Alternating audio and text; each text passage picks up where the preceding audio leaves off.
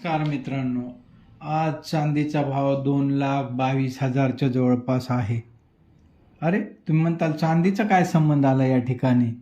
तर चांदीचा संबंध याच्यासाठी आला की होमिओपॅथिकमध्ये एक औषध आहे, जे चांदी या धातूपासून बनवलेलं आहे आणि त्या औषधाचं नाव आहे अर्जेंटम मेटॅलिकम.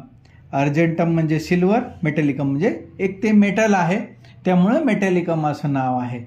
तर अर्जेंटम मेटॅलिकम किंवा सिल्वर किंवा चांदी यापासून बनवलेलं जे होमिओपॅथिक औषध आहे, ते जेव्हा प्रूव्ह केलं जातं हेल्दी ह्युमन बिईंगवर म्हणजे माणसावर, तेव्हा ते कोणत्या कोणत्या आजारामध्ये उपयोगाला येतं ते आपण बघूया.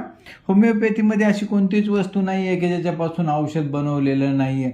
मग ते मोबाईलचे रेडिएशन्स असतील, चॉकलेट असेल, वेगवेगळ्या प्राण्यांचे दूध असतील किंवा अनेक गोष्टी, अशा अनेक गोष्टी आहेत. ॲलोपॅथी औषधेसुद्धा आजकाल होमिओपॅथीमध्ये पोटंटायझेशन करून वापरली जात आहेत. तर जेव्हा होमिओपॅथिक पद्धतीने एखादं औषध तयार केलं जातं तेव्हा ते मानवाच्या सर्व शरीरावर काम करतंच, पण मनावर पण काम करतं. तर आज आपण बघू ही जी चांदी आहे ती माणसावर काय परिणाम करते. तर हे चांदीपासून केलेलं औषध असल्यामुळे हे मिनरल किंगडमचं औषध आहे. ह्या औषधाचा परिणाम स्पायनल कॉर्ड म्हणजे मज्जातंतूवर होतो, म्युकस मेम्ब्रेन, श्वासनलिका म्हणजे रेस्पिरेटरी सिस्टीम, कंठ, हाडे, हाडाचे उंच वटे, सांधे, मूत्रेंद्रिय व जनेंद्रिय, युरोजेनेटल ऑर्गन्स, डावे रजपिंड लेफ्ट ओहरी, उजवे अंडर राईट स्क्रोटम यावर होतो. खोल मुरलेले हळूहळू वाढत जाणारे विकार या औषधात आहेत. नाकाच्या कानाच्या पाळ्या, पापण्याच्या कडा, सांध्याचे स्नायुबंध, हाडे वगैरे जाड होतात. कॅल्केरिया फ्लोरोकामध्ये पण अशा प्रकारे हाडे जाड होतात. स्त्राव खूप दाट किंवा ज्याला आपण थिक म्हणू तसे असतात. म्युकस मेम्ब्रेनमधला डिस्चार्ज जो आहे कफ चिकट पांढुरका असतो.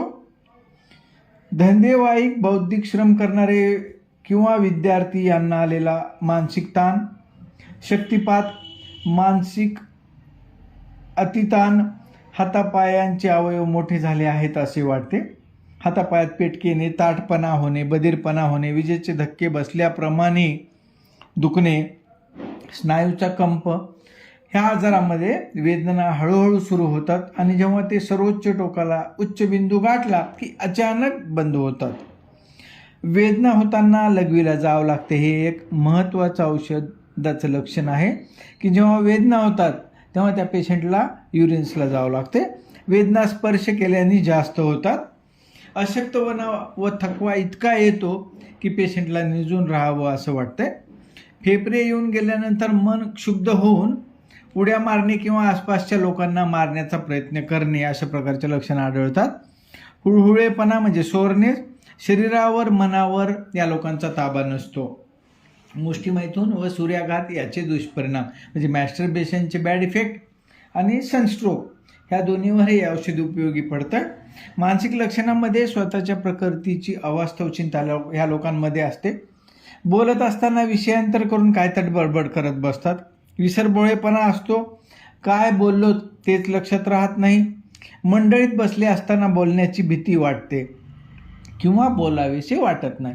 तर अनेक लोक जेव्हा हे व्यक्ती बसतात तेव्हा त्यांना बोलायची भीती वाटते किंवा काय बोलावंच वाटत नाही.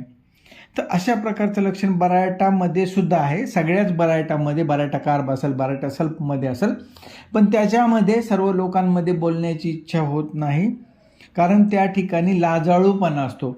शायनेस किंवा टिमिडिटी बरायटामध्ये असतो, पण अर्जेंटम मेटॅलिकममध्ये बोलण्याची भीती वाटते. तर अर्जेंटम मेटॅलिकम बोलण्याची भीती आणि लाजाळूपणा, बुजरेपणामुळं न बोलणं हे बरायटामध्ये आढळून येते. उतावळी लोक असतात, दुसऱ्याला फसवण्याचा प्रयत्न करतात. चिंता वाटून बेचैनपणा येतो, एका जागी चैन पडत नाही, सारखं जागा बदलत राहतात. अनेक प्रकारचे विचार मनात येतात, त्यामुळे काहीतरी चमत्कारिक गोष्टी करण्याची या लोकांची प्रकृती असते. त्यांना मित्रांबद्दल अजिबात सहानुभूती वाटत नाही. डोक्याच्या आत काहीतरी पोकळ आहे असं वाटतंय, मुंग्या आल्यासारखं वाटतं डोक्यामध्ये. घिरी गरगर फिरल्यासारखं पण वाटतंय. वाहत्या पाण्याकडे पाहिलं किंवा बाहेरून जर बंद रूममध्ये आलं तर चक्कर येते.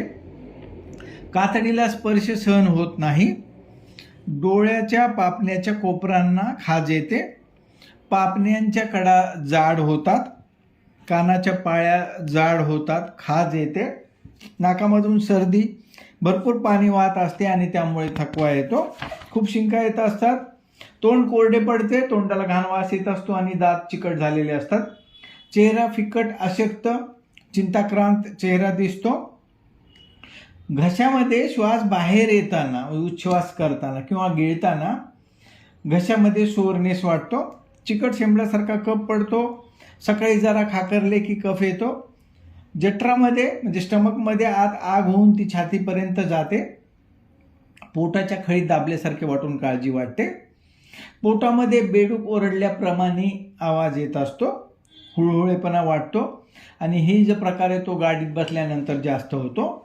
मूत्रेंद्रियामध्ये लघवी भरपूर होते आणि ती ताकाच्या वरच्या निवळीसारखी असते आणि त्याला गोड वास असतो. म्हणजे मधुमेहाचे लक्षण आहेत. मधुमेहासाठी हे सुद्धा हे औषध आहे.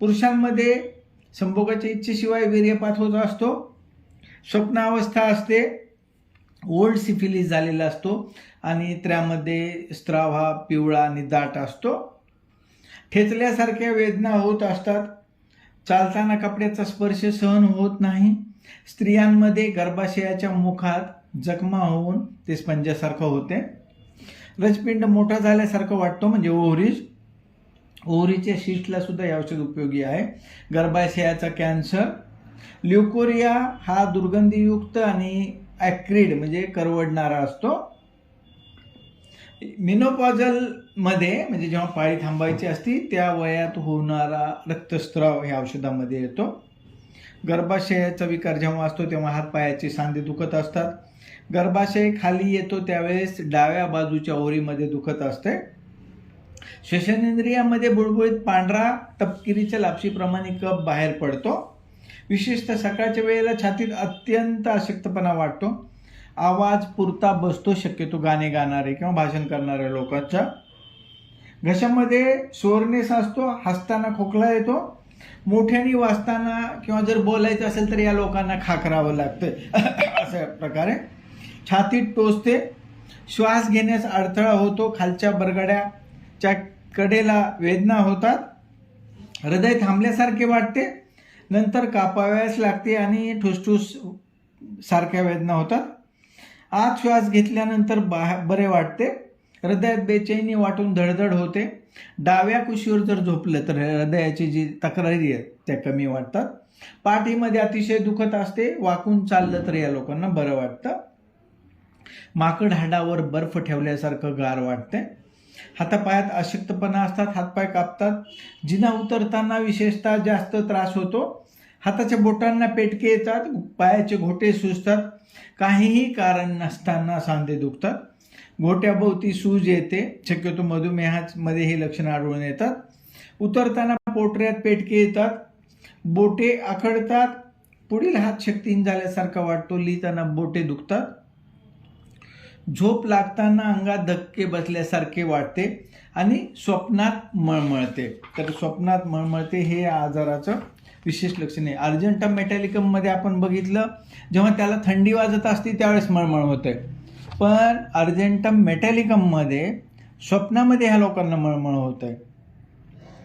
त्वचेवर भावनेमुळे खाज सुटते, मुंग्या येतात, गुदगुल्या होतात, ताप शक्यतो दुपारी 12 वाजता येत असतो, आवाजाचा उपयोग केल्याने ह्या लोकांच्या घशाच्या तक्रारी वाढतात, मानसिक ताणतणाव सहन होत नाही त्याने सर्व आजार वाढतो, शक्यतो दुपारी 12 वाजता ताप येतो, दमटगार हवा सहन होत नाही, स्पर्श केला दुखलेल्या जागी किंवा दाबल्याने वेदना वाढतात, गाडीत बसलेलं सहन होत नाही, बसल्याने वाकल्याने किंवा पाठीवर निजल्याने पण त्रास वाढतो, उन्हात फिरल्याने त्रास वाढतो, गरम खोलीत गेल्यानंतर सुद्धा चक्कर किंवा घेरी येत असते, या लोकांना मोकळ्या हवेत सावकाश फिरल्याने बरे वाटते, कॉफी घेतल्याने बरे वाटते किंवा निजल्याने खोकला कमी होतो, अंगाला जर गुंडाळून घेतलं काहीतरी तर ह्या लोकांना बरं वाटतं. तर आज आपण बघितलं चांदी ह्या धातूपासून तयार केलेलं होमिओपॅथिक औषध अर्जेंटम मेटॅलिकम. अर्जेंटम म्हणजे सिल्वर, मेटॅलिकम म्हणजे सिल्वर मेटल जे की चांदी आहे. तर धन्यवाद. आज आपण ह्या धातूविषयी बघितलं. नेक्स्ट टाईमला कोणत्या औषधाची माहिती पाहिजे ती प्लीज कॉमेंट करून सांगा. धन्यवाद.